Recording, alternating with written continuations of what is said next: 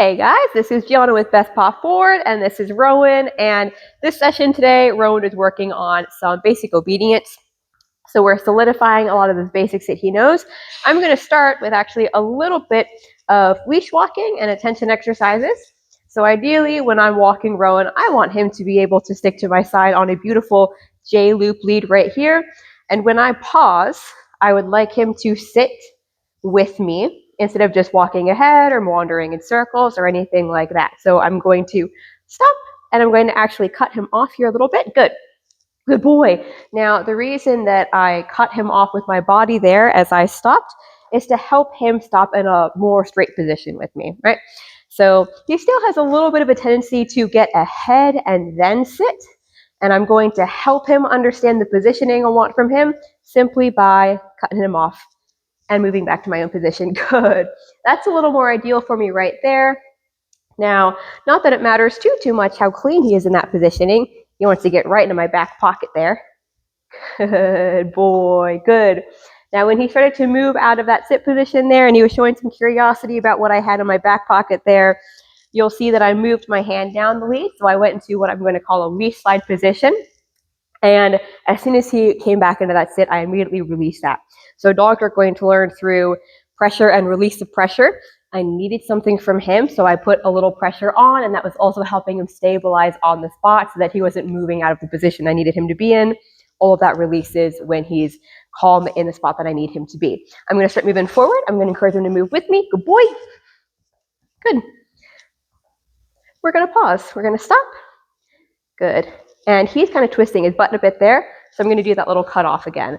I'm going to keep doing those little cutoffs until he's expecting them to the point where he's really stopping shorter on his own. Good. We're going to move along. Let's go. Good. When I was encouraging him to move along with me and get out of that sit position to come along, I wasn't pulling him on that lead. I was using direction with my hand. He's really interested in my back pockets today. Good. Beautiful. So you see that I'm using that lead to give him direction and to prevent him from getting too far off from where I need him to be. This is beautiful. This is a perfect walk. We're going to stop. We're going to cut off. And yes, good job. Beautiful. Good sit. Good boy. Let's work on our place. Yes, good job. I'm still using my hands a lot to give him that direction. Good. So you'll notice a lot of movements I'm doing with bringing my hands down and up, moving my body out and in and down and up. And those are all ways that I am communicating with him the entire time. So that way, what I'm not going to be doing is repeating commands a whole lot and asking him. I'm not just going to stand here and go, place, place, place, place, and say his name a whole lot. Hey, buddy. Right? I'm going to be talking to him with my body more than my voice here. Good boy. Coming down like that is come into me, and popping up is asking for that sit. He's going to get a little itch in. We're going to wait that out. And when he's done itching there, we're going to get him right back into that sit. But I want him to come into me for that sit. So you'll watch here when he's done with his itch here. We'll give him all the time he needs there. And coming down. Yes. A little bit more. There you go. And popping up. Good. And in for that sit. Good job. There we go. Coming along. Getting down low. Good. For that invitation to come into me. Pausing. Asking for that sit.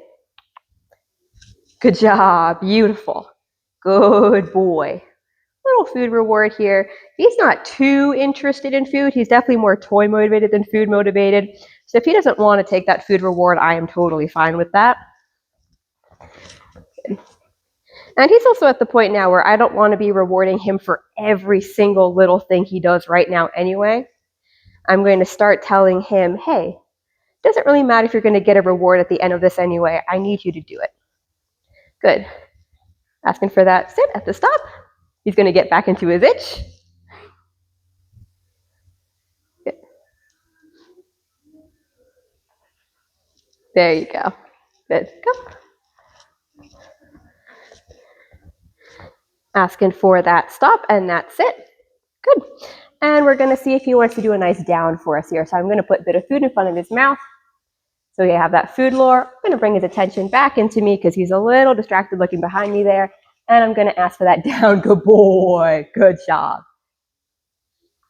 He took a little piece there. We took a little piece of kibble. All right. Moving along. I'm going to do some different pacing here. So you'll notice as soon as I pick up my pace, he picks up his energy. So that comes with a couple of things, right? That comes with that more problematic behavior I want to work him through where he's going to start jumping up. Good.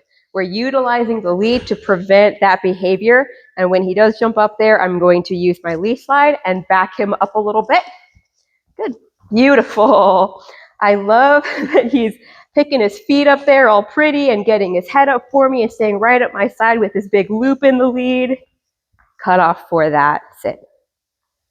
Good job. Beautiful. Very nice. Back into his itches. All right. We're going to move him forward and keep it rolling.